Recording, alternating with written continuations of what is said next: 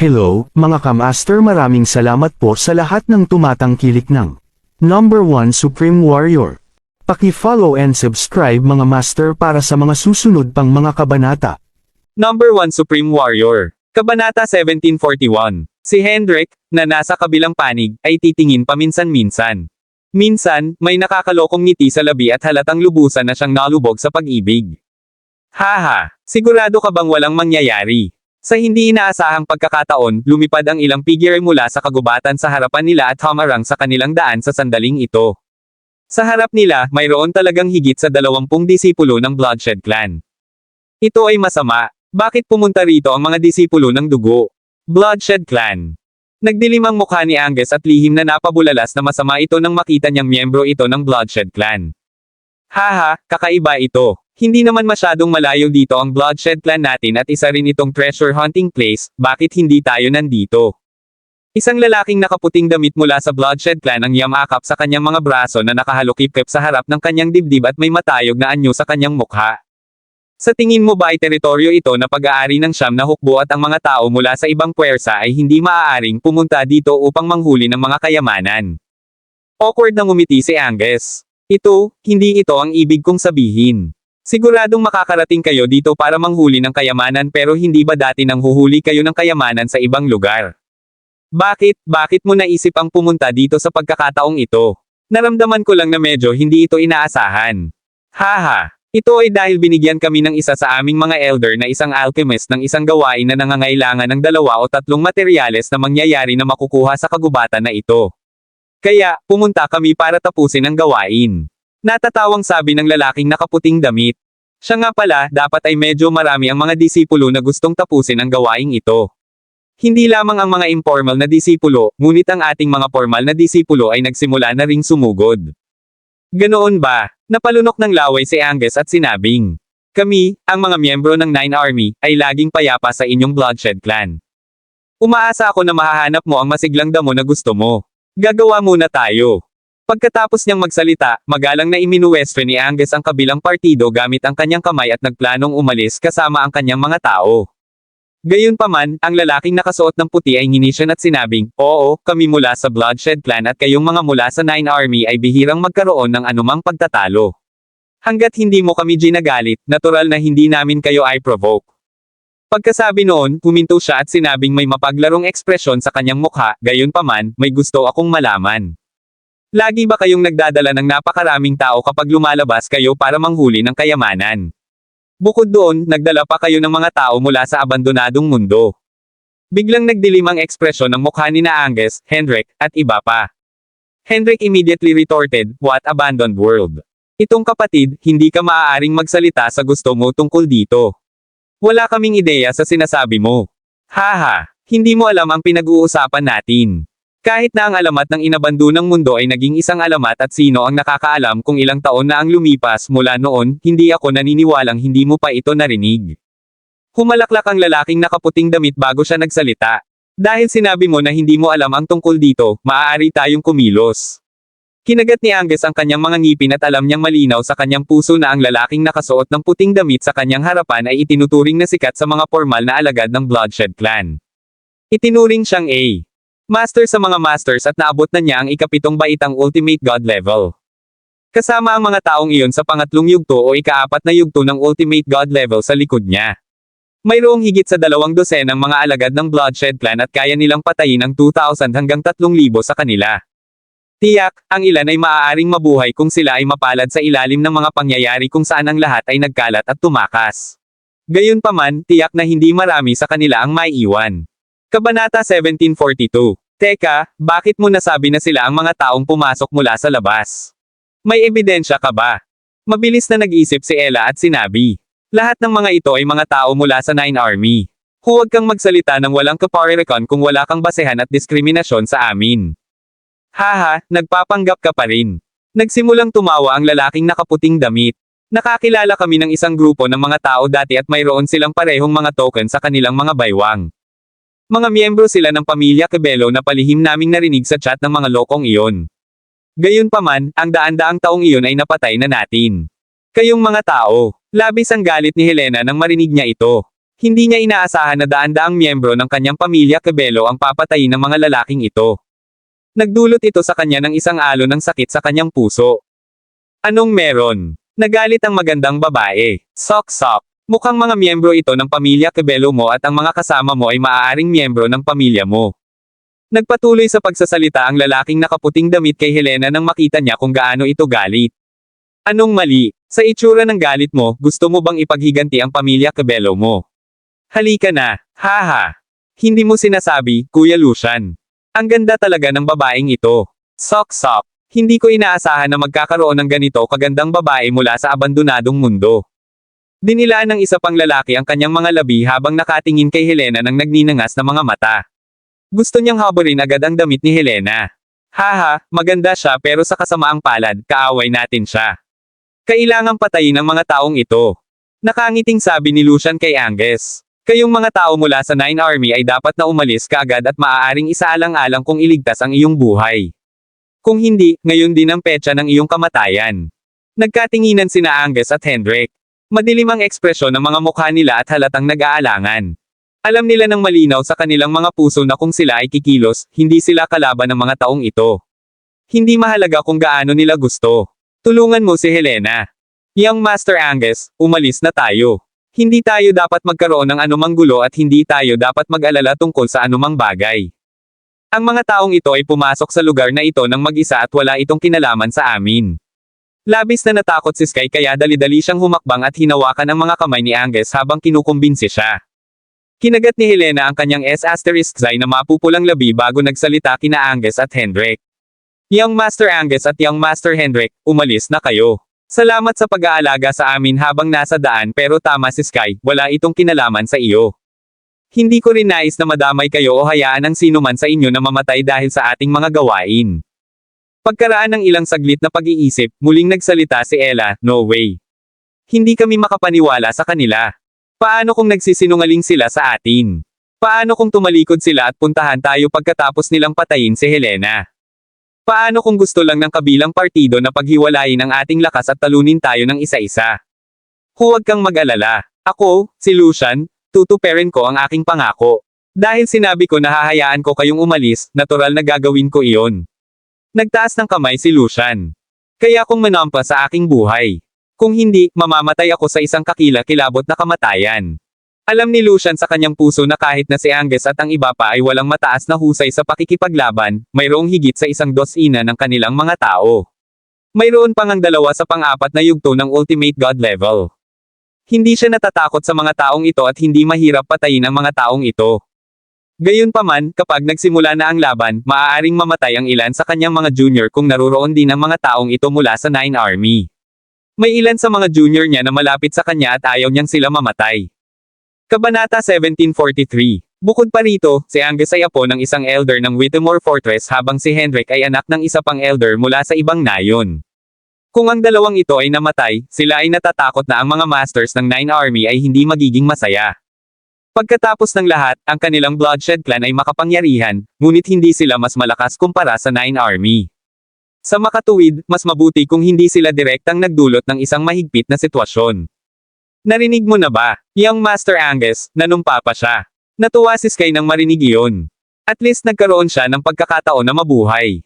Tungkol naman kay Helena, matagal na siyang hindi nasisiyahan kay Helena.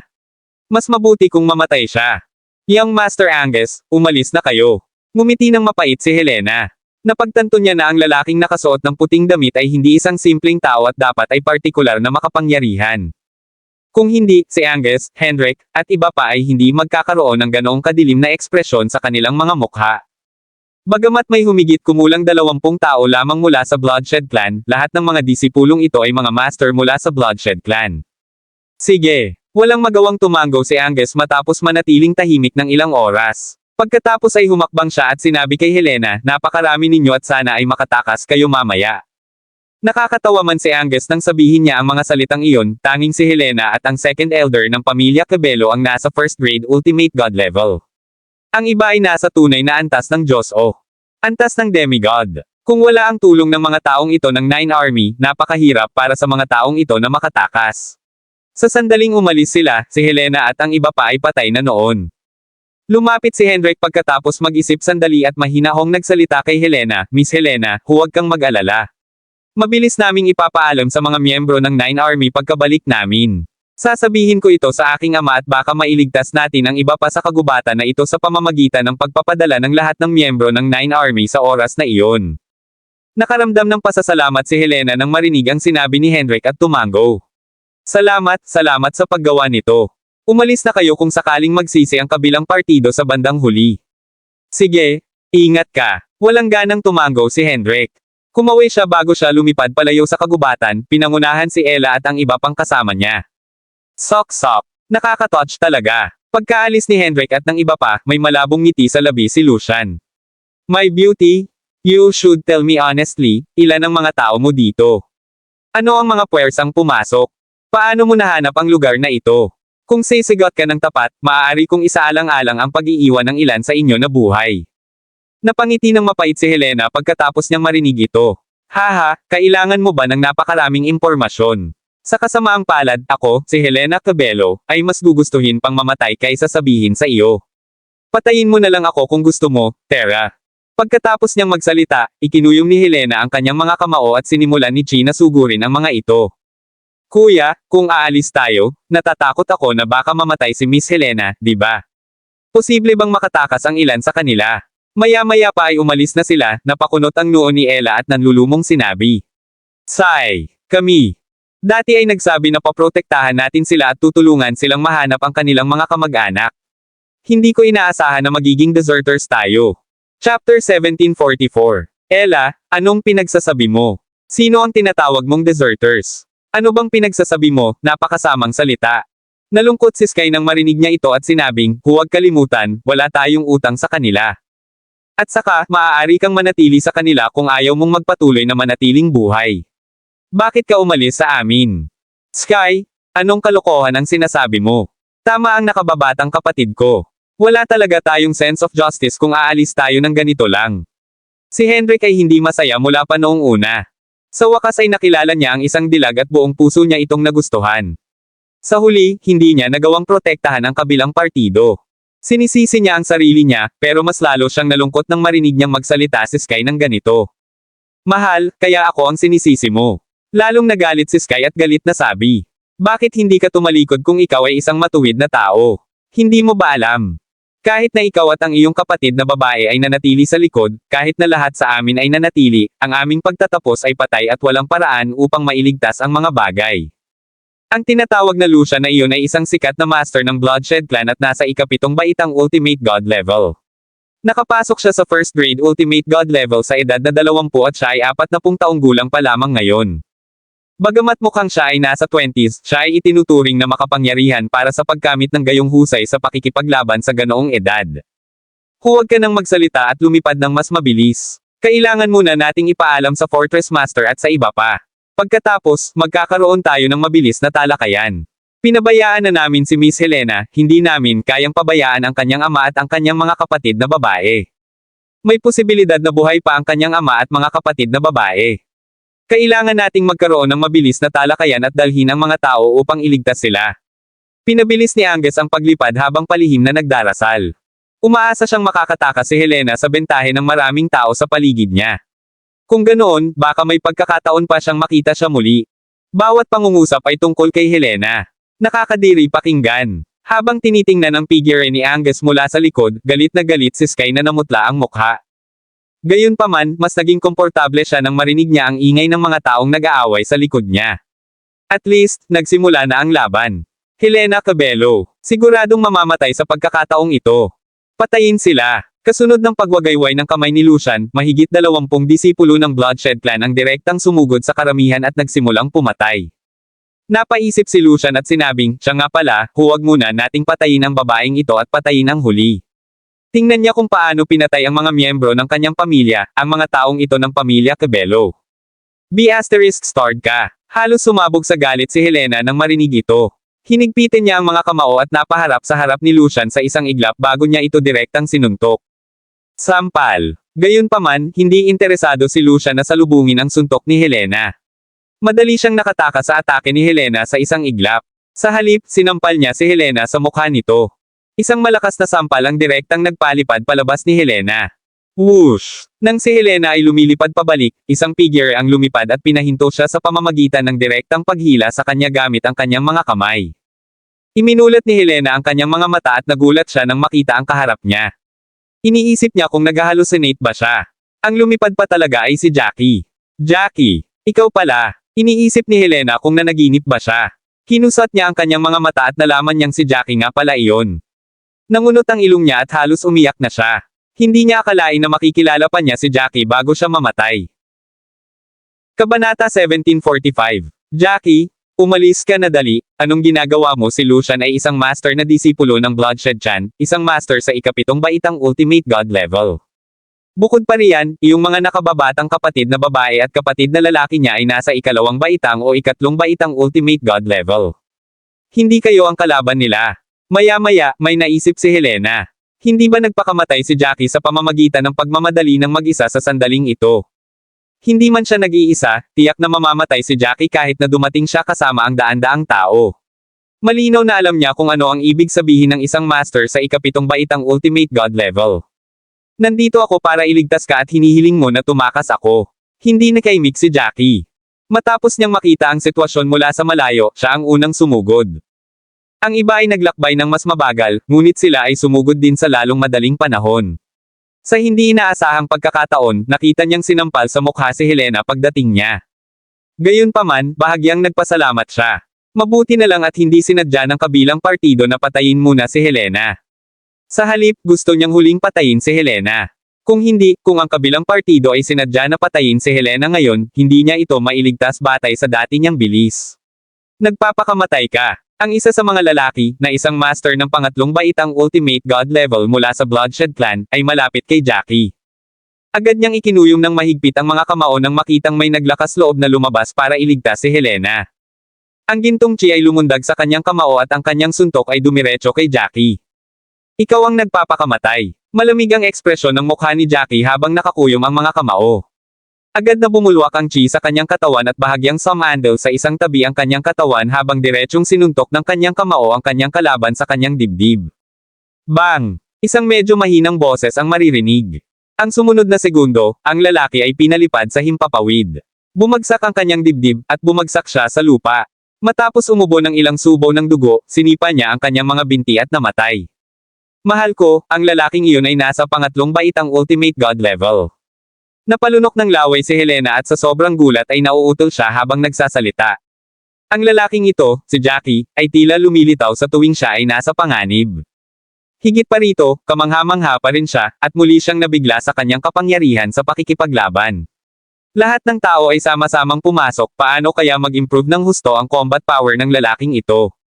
Haha, siya ay nasa pangatlong baitang Ultimate God level ngunit ako ay nasa ikaapat na baitang Ultimate God level. Tumawa si Jackie at tuluyan na niyang pinakawalan ang momentum sa katawan niya. Ang pang-apat na baitang Ultimate God level. Talagang nasa 4th grade Ultimate God level ka na. Matapos marinig ito ni Helena, nakita niya ang kislap ng pag-asa. Gayunpaman, nang maisip niya ang galing ni Lucian sa pakikipaglaban, muli siyang sumimangot. Gayunpaman, ang taong iyon ay nasa ikapitong baitang Ultimate God level at napakarami sa kanila. Daan-daang tayo ang namatay. Huwag kang mag-alala. Malamig nang umiti si Jackie at diretsyong tumuro sa ibang direksyon bago siya nagsalita. Tingnan mo doon. Pare, Venus at Daniela. Sila, nandito na sila. Napatingin si Helena sa direksyon na tinuro ni Jackie at napatikip ng bibig sa gulat. Hindi siya makapaniwala na libu-libong tao ang dinala ni Jackie sa panahong ito. Napakaraming tao. The asterisk man it, ang dami na talagang pumasok. Naging berde ang mukha ni Lucian nang makita niya ang maraming tao mula sa abandonadong mundo. Gayunpaman, mabilis siyang sumagot, narito kayo sa tamang oras. Dahil nandito na kayong lahat, papatayin ko kayong lahat. Yung tipong nasa 4th grade Ultimate God level talaga. Mukhang sa akin lang siya maipapaubaya. Ipauubaya ko ang iba sa aking mga kapatid na lalaki at babae, hindi ito dapat maging isang mahirap na bagay para sa kanila. Kabanata 1746. Moherf asterisk Sacker. Sinusubukan ba niyang mamatay? Nagmamadaling lumapit si Alejandro, nagmumura nang makita niya ang isang pangalawang grade na Ultimate God level na disipulo na pumatay sa isang tagapag-alaga ng kanyang pamilya Cabello. Agad niyang sinundan ng suntok na nagpalipad pabalik sa second grade ultimate god level na disciple mula sa Bloodshed clan bago pa niya mapatatag ang sarili. Third grade ultimate god level. Ang tatay ko ay nasa ikatlong baitang ultimate god level. Nang makita ang kanyang sariling ama na nagpadala ng isang pangalawang gradong ultimate god level fighter na lumilipad sa isang suntok, siya ay nawala ng mga salita mula sa pananabik. Huwag kang mag-alala, ipaubaya mo na lang sa ating mga ama ang iba. Hahawakan ko itong pang-pitong baitang ultimate god level guy. Napangiti si Jackie at ibinuka ang palad. Inilabas niya ang kanyang treasured sword at tinitigan ng diretso si Lucian. Mamatay. Kasabay nito, binato ni Kenneth ng suntok ang isa pang first grade na ultimate god level na disipulo ng Bloodshed clan, dahilan para umubo agad ng dugo ang kanyang kalaban. Hindi pwede. Mayroon silang ilang tao sa pangatlong baitang ultimate god level. Higit pa rito, mayroon din silang ilang first grade ultimate god level fighters din. Nang makitang kumilos sina Nash, Kenneth, at ang iba pa, halos magwala si Lucian. Akala niya noong una ay si Jackie lang ang makapangyarihan at ang iba ay walang kalaban-laban sa kanya at sa mga kapwa niya disipulo. Gayunpaman, pagkatapos nilang magsimulang mag-away, agad niyang napagtanto na ang ilan sa kanyang mga kapwa alagad ay napatay sa maikling panahon habang ang iba ay napapaligiran ng malaking grupo ng mga tao. Sa bilis na iyon, malamang na sila ay papatayin. Anak, napakatalino mo para mapatay ang aking nakababatang kapatid na nasa ikatlong baitang ultimate god level sa isang suntok lamang habang ikaw ay nasa ikaapat na baitang. Tila ang iyong husay sa pakikipaglaban ay hindi limitado lamang sa antas ng isang pang-apat na baitang ultimate na antas ng Diyos. Sa wakas, nagngangalit si Lucian at diretsyong tumitig kay Jackie. Kung ganoon, papatayin mo na kita. Hindi magandang hayaang lumaki pa ang isang kaaway na may ganitong uri ng talento. Alam ni Lucian na ang mga taong ito ay pumasok sa kagubatan ng wala pang 2 buwan. 2 buwan na ang nakalipas, nag-isa siyang pumunta sa gubat na ito para tapusin ang isang atas na ibinigay sa kanya ng isang elder ng kanyang angkan. Noong panahong iyon, ang kagubatan ay hindi nagpakita ng mga palatandaan ng mga abnormalidad, o ang mga taong ito mula sa inabandonang mundo. Sa pamamagitan nito, naisip niya na ang mga taong ito ay dumating sa nakalipas na 2 buwan. Sa loob ng 2 buwan, nagawa ng kanyang kalaban na makamit ang pang-apat na baitang ultimate god level at makuha ang antas na ito ng husay sa pakikipaglaban. Ang pag-iisip lamang ay sapat na nakakatakot. Bukod dito, ang kalabang partido ay may ilang tao sa pangatlong baitang ultimate god level. Iyon ay mas nakakabaliw. Pagkatapos ng lahat, walang mga diskarte sa martial arts sa loob ng inabandonang mundo na nagpapahintulot sa isa na makapasok sa sukdulang antas ng Diyos. Nangangahulugan din iyon na ang mga taong iyon ay hindi maaaring gumawa ng anumang pag-unlad pagkatapos maabot ang pinakamataas na yugto ng antas ng tunay na Diyos. Dapat ay nagsimula na silang makapasok sa unang baitang ultimate god level pagkatapos makarating sa lugar na ito at dahan-daang itinaas ang kanilang lakas. Gusto mo akong patayin? Kailangan nating tingnan kung kaya mo itong gawin. Ang taong nauna sa kanya ay pumatay ng napakaraming tao mula sa pamilyang White at pamilya ni Cabello. Kung hindi dahil sa pagdating kaagad ni Jackie at ng kanyang grupo, marami pang buhay ang mawawala. Kaya naman, nagpasya si Jackie na patayin ang taong iyon na nasa ikapitong baitang ultimate god level. Nang marinig ang sagot ni Jackie, humagalpak ng tawa si Lucian. Tama ba ang narinig ko? Ikaw ay nasa ikaapat na baitang ultimate god level. Kahit na kaya mong kunin ang isang taong mas malakas, sa tingin mo kaya mo bang tumawid sa hangganang iyon at papatayin ako? Masyadong mataas ang tingin mo sa sarili mo. Paano mo malalaman kung hindi mo sinusubukan? Inilagay ni Jackie ang kanyang chi sa kanyang espada. Sa isang mahinang buzz, ang espada ay nagpakawala ng nakakatakot na hiyaw at agad na lumaki ng malaki. At saka, tila mas lumakas din ang nakakatakot na aura sa paligid ni Jackie. Advertisement. Pagandahin ang iyong karanasan sa pagbabasa sa pamamagitan ng pag-alis ng mga ad. Kabanata 1747. Kabanata 1747 nagliwanag ang mga mata ni Lucian sa nakita. Hindi masama. Sa hitsura nito, ang iyong espada ay isang pang-espiritual na kasangkapan. Sok sok sok, malapit na maging akin ang espadang ito. Sa oras na iyon, tutulungan mo akong palakasin ng husto ang aking lakas. Pagkasabi noon, ibinaon din ni Lucian ang kanyang chi sa espada sa kanyang kamay at tinamaan si Jackie. Howling Wolf Strike. Kasabay ng pagtama ng espada, isang higanteng lobo na nabuo mula sa condensed chi ang lumitaw sa kanyang harapan. Matapos ang hitsura ng higanteng lobo, naglabas ito ng malakas at mabisyo na aura. Nagpakawala ito ng nakakapang-asar na ungol at saka agad na dumiretso kay Jackie. Nasusunog na chop. Nahaharap sa mabangis na pag-atake, hindi nang ahas si Jackie na magpakawala sa kanyang bantay at agad na pinaandar ang kanyang burning chop technique. Ang kanyang malaapoy na pag-atake ay sumugod kasama ng mahabang buntot na nakaladkad sa likod nito na parang bulalakaw. Paano magagawa ng isang tao sa pang-apat na baitang ultimate god level ang napakalakas na pag-atake? Laking gulat ni Lucia nang makita ang pag-atake ni Jackie. Iyon ay dahil ang mga vibrations mula sa pag-atake ni Jackie ay nagawang tumugma sa kanyang sarili. Boom! Isang malakas na boom ang sumabog. Sa sumunod na sandali, ang pag-atake ni Jackie ay nagawang ganap na mapawalang bisa ang atake ng kanyang kalaban, na ikinagulat ng mga nanunood. Hindi pwede. Hinarang niya ang pag-atake. Nag-aalala rin si Helena kung si Jackie ang makakalaban niya sa simula dahil masyadong magkalayo ang kanilang power level. Gayunpaman, lumampas sa kanilang inaasahan si Jackie at nagawa niyang harangan ang pag-atake ng kalaban. Pinatunayan nito na ang husay ni Jackie sa pakikipaglaban ay medyo pantay-pantay sa kanyang kalaban. Bukod dito, alam niyang ang teknik na ginawa ni Jackie ay hindi pa niya pinakamalakas na teknik. Sa sandaling iyon, sumama na rin si Daniela sa panig ni Helena matapos na pumatay ng ilang mga kaaway. Ngumiti siya kay Helena. Kuya, hindi mo alam kung gaano kalakas ang lalaking ito. Kahapon, kakapatay lang niya ng pang-anim na baitang ultimate god level na disipulo mula sa Bloodshed Clan ng madali. Kahit na hindi niya mapatay ang taong ito sa ikapitong baitang ultimate god level, imposibleng patayin siya ng kalaban. Pagkasabi noon, tumingin siya sa labanan sa kabilang panig at sinabing, tama. Medyo makapangyarihan din si tatay at ang iba pa.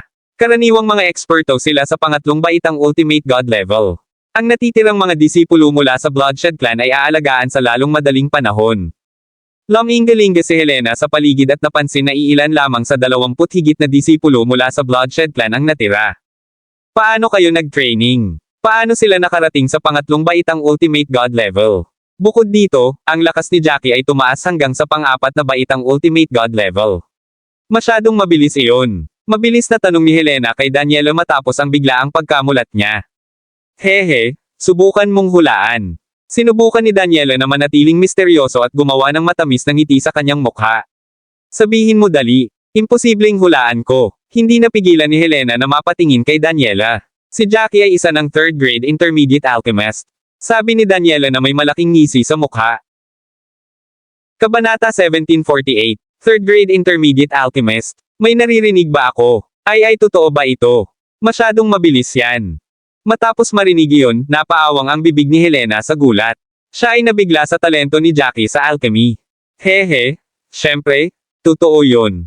Kung hindi, paano mabilis na mapapabuti ang kanilang galing sa pakikipaglaban? Humalaklak si Daniela, pagkatapos ay sinabing nakakunot ang noo, nasaan kaya ang unang elder? Umunlad ba ang kanyang mga kasanayan sa alchemy? Iniisip ko kung nakamit na niya ang ultimate god realm. Oo, I wonder kung kumusta na siya ngayon. Hindi natin siya nakikita sa lahat ng ito. Napabuntong hininga si Daniel bago tumingin sa harapan. Noon, mas tumindi ang laban ni Jackie sa kanyang kalaban. Ilang rounds na ang palitan ng atake ng dalawa, pero mukhang si Jackie ang nasa itaas. Damn it, mukhang sagana sa chi ang batang ito. Tumingin si Lucian sa harap na may seryosong ekspresyon habang tumutulo ang mga butil ng pawis mula sa kanyang noo. Bago ito, akala niya madali niyang mapapatay si Jackie. Habang nagpapatuloy ang laban, napagtanto niya na maaaring hindi siya ang kapareha ni Jackie kung magtatagal ang mga bagay-bagay. Pagkatapos niyang panoorin ang laban sa kabilang panig, lalo siyang nawala ng imak. Ang mga kapwa-alagad na dinala niya ay isa-isang pinatay at dalawa na lamang ang naiwan na nakatayo. Kung ang pangatlong baitang ultimate god level na martial artist ay nagtagumpay sa kanilang pagsisikap na tulungan si Jackie sa kanyang mga pag-atake, lalala ang kanyang sitwasyon. Lalabas ako ng todo. Kinagat ni Lucian ang kanyang mga ngipin, pagkatapos ay kinagat ang kanyang daliri at idiniin ito sa pagitan ng kanyang mga kilay habang nagsimula siyang kumanta. Habang ginagawa niya iyon, naramdaman ni Jackie ang paglakas ng aura ng kalaban. Anong secret spell yan? Maaari niyang itaas ang kanyang kapangyarihan sa pakikipaglaban sa ganitong paraan. Napaisip si Jackie habang nagtatakang nakatingin. Ito ang unang pagkakataon na nakakita siya ng isang tao na nagtataas ng kanyang kapangyarihan sa pakikipaglaban sa ganoong paraan.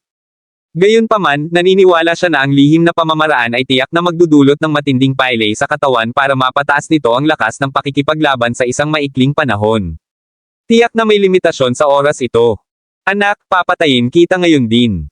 Ang iba sa inyo ay makakalimutan ang paghawak sa akin dito. Kapag nakabalik ako sa angkan at iulat ito sa mga matatanda, lahat kayo ay mamamatay. Ibibigay ko ang buong buhay ninyo para sa mga kapwa ko patay na disipulo. Pinandilatan ni Lucian si Jackie ng may matinding puot. Ganun ba? Subukan natin ito. Itinulak ni Jackie ang paa niya pababa habang ang mga labi niya ay napapangiti. Mariin niyang ikinuyom ang mga kamao at ibinaba ang katawan, novel drama. Tuiyan ba ang kambal na kamao ng dragons? Napailing si Lucian nang makita ang poster na iyon. Imposible. Ang Twin Dragon's Fist ay ang martial art ng aming clan. Bukod dito, ang hakbang na ito ay napakahirap na makabisado. Ang panloob ng mga disipulo lamang ang may pagkakataong matutunan ang mga ito ngunit halos walang nakakaalam nito. Ngayon ka lang dumating sa mundong ito. Paano mo nakuha ang aming teknik? Kahit na ginawa mo, paano mo ito matututunan ng ganoon kabilis? Laking gulat ni Lucian. Alam niya ang kapangyarihan ng Twin Dragon's Fist.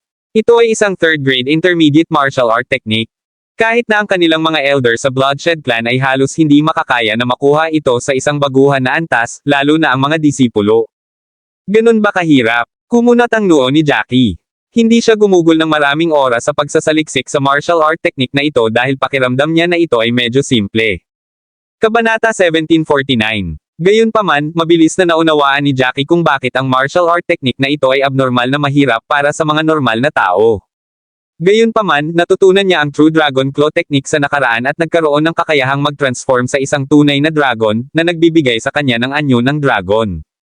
Marahil iyon ang dahilan kung bakit ang kambal na kamao ng dragon ay nakakagulat na angkop para sa kanya dahil maaari niyang gawing mga kuko ng dragon ang kanyang mga kamay. Nang makita ang pagkalito ni Jackie, halos maubo ng dugo si Lucian sa kanyang pagkabalisa. Anong klaseng halimaw ang batang nakatayo sa harapan niya? Paano siya, isang tao sa pang-apat na baitang ultimate god level, maging mas malakas? Bukod dito, natutunan ni Jackie ang Twin Dragon's Fist sa ilalim ng 2 buwan. Paano niya naintindihan ang pamamaraan? Wind Slash. Walang kumpiyansa si Lucian, ngunit dahil halos patay na ang mga kasama niya, naggalit siya ng ngipin at nilasla si Jackie gamit ang kanyang espada, novel drama. Whoosh! Ang mga alon ng nakakatakot na aura ng espada ay lumipad pasulong, humampas sa kagubatan tulad ng mga hangin ng taglagas. Ang nakakakilabot at maraming aura ay dumaan sa malawak na lugar. Kambal na kamao ng dragon. Gumanti naman si Jackie sa pamamagitan ng pagpasulong ng kanyang mga kamao. Umuungol. Kasunod ng kanyang mga kamao, 2 naglalakihang kuko ng dragon ang lumitaw sa harap ni Jackie. Ang mga kuko ng dragon ay isang pagpapakita ng chi ngunit mukhang tunay.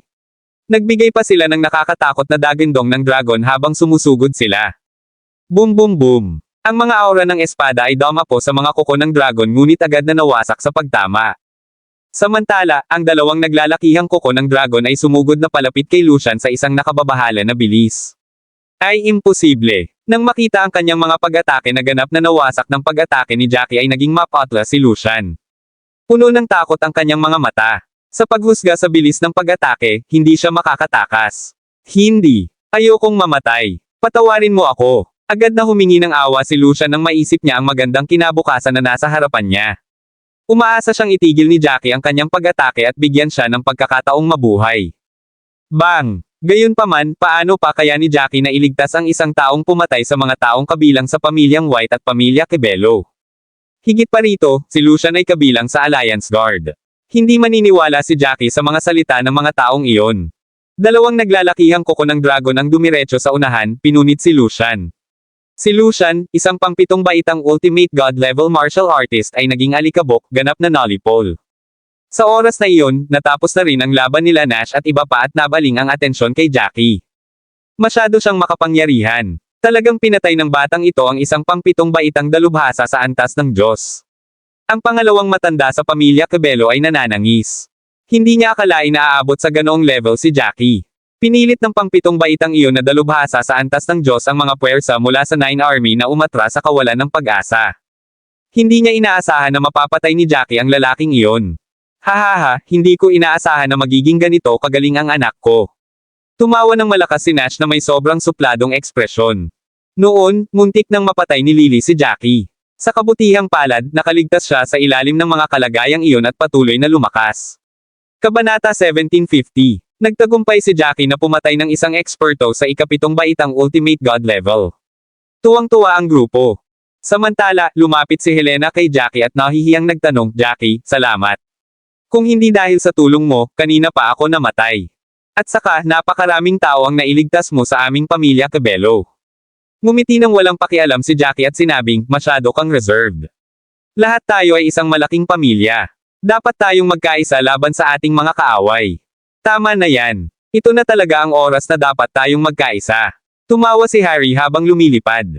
Nadama niya ang kanyang desisyon na sumali sa Jackie at kumpanya upang maging ang pinakamahusay na desisyon na nagawa niya. Kung hindi niya sila sinunod at nakilala ang mga disipulong ito ng Bloodshed Clan ng mag-isa, tiyak na mamamatay na siya. Nako, muntik ko nang makalimutan. May sasabihin ako sa lahat. Anunsyo ni Helena sa grupo nang may bigla siyang naalala. Ano ito? Nang makita ang seryosong ekspresyon ni Helena, lumipad din si Alejandro at ang iba sa direksyon niya.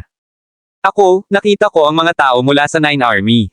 Hindi ako sigurado kung narinig mo, ngunit nakita ko ang higit sa 1 dosina sa kanila. Saglit na nag-isip si Helena, pagkatapos ay sinabi sa grupo ni Jackie na may tame time na ekspresyon, bagaman nakatipon din tayo ng ilang libong tao, mas marami pa ang mga taong nakakalat sa kagubatan na ito at hindi natin alam ang kanilang sitwasyon. Nakita mo na ba ang mahigit 1 dosina sa kanila? Nang marinig iyon, naging solemn na rin ang ekspresyon ni Jackie. Alam niyang malalaman ng 9 Army na nakapasok sila sa kagubatan, ngunit hindi niya inaasahan na malalaman nila ito kaagad. Pagkatapos ng ilang pagsasaalang-alang, sa wakas ay tinanong niya si Helena, hindi ba nila sinubukang salakayin o patayin kapag katapos mong makilala sila? Hindi nila ginawa iyon. Nangyari itong ganito, novel drama. Pagkatapos ay ipinaliwanag ni Helena ang lahat ng naranasan niya kay Jackie at sa iba pa. Matapos pakinggan ang kanyang kwento, walang kaalam-alam na tumingin si Alejandro kay Jackie. Young Master Jackie, ano ang dapat nating gawin ngayon? Kung mabilis tayong umalis sa kagubatan na ito at magsasanay sa isang liblib na lugar, naniniwala ako na hindi magiging madali para sa 9 Army o Bloodshed Clan na hanapin tayo, tama ba? Sa puntong iyon, huminto sandali si Alejandro bago nagpatuloy, gayunpaman, mas marami tayong nakakalat sa loob ng kagubatan. Kung aalis tayo ngayon, masisiguro ang ating kaligtasan sa maikling panahon, ngunit hindi natin matiyak kung ang mga tao mula sa 9 Army ay tutulong sa iba, o kung ang Bloodshed Clan ay susunod sa atin. Tumango si Jackie. Hindi tayo pwedeng sumuko sa iba. Sa ngayon, maaari lang naming subukan ang aming makakaya upang makahanap ng mas masiglang damo. Ang Bloodshed Clan ay nagpadala ng marami sa kanilang mga disipulo dito sa oras na ito. Ang ilan sa mga alagad ay tiyak na mag-uulat pabalik sa kanilang angkan pagkatapos mapagtanto ang sitwasyon. Ang 9 Army ay ang aming pinakamahusay na pag-asa sa ngayon. Sana ay matulungan tayo ng 9 Army. Gayunpaman, kailangan nating pahalagahan ang bawat segundo para lumakas. Oo, hindi namin kayang isuko ang iba pang miyembro ng pamilya Cabello. Maraming salamat mga Kamaster sa walang sawang pagsusubaybay, isang like, share, and subscribe naman dyan mga Kamaster. Abangan ang susunod pang mga kabanata.